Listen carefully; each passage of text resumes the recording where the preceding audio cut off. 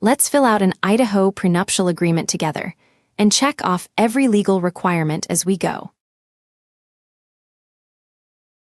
This is Idaho's prenuptial agreement, the contract a couple signs before marrying to set their own financial rules. On the right is everything Idaho asks of it.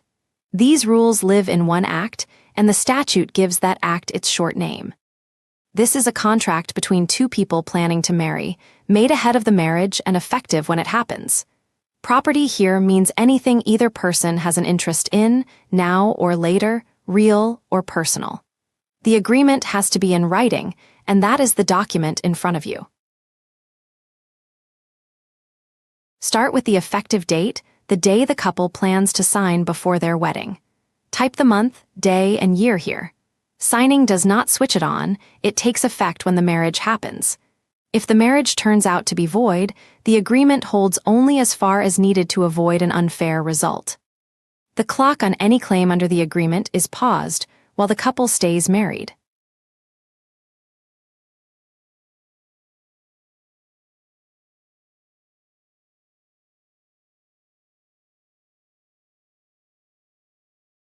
Next, enter each prospective spouse's name and mailing address, exactly as they will appear on the signed pages.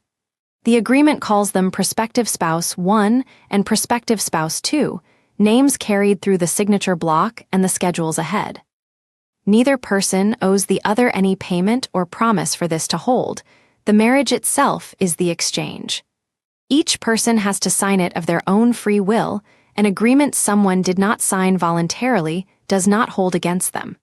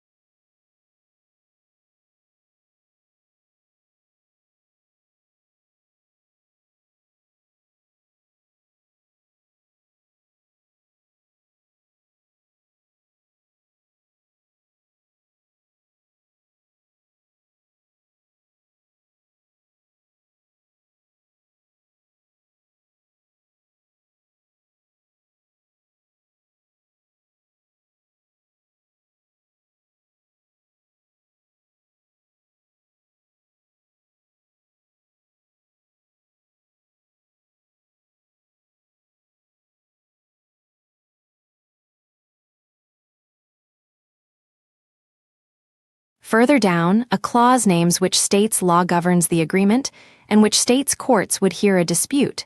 This is an Idaho agreement, so both blanks say Idaho. The couple can pick which law governs the agreement. The attached schedule lists each person's finances. Spouse 1's copy shows a bank account, a car, and some jewelry as examples. It can set each person's rights in any property, no matter when they got it. It can cover the right to buy, sell, use, and manage property. It can set how property is divided on separation, divorce, or death. State law sets how each person discloses what they own and owe, and what happens to the agreement if they do not.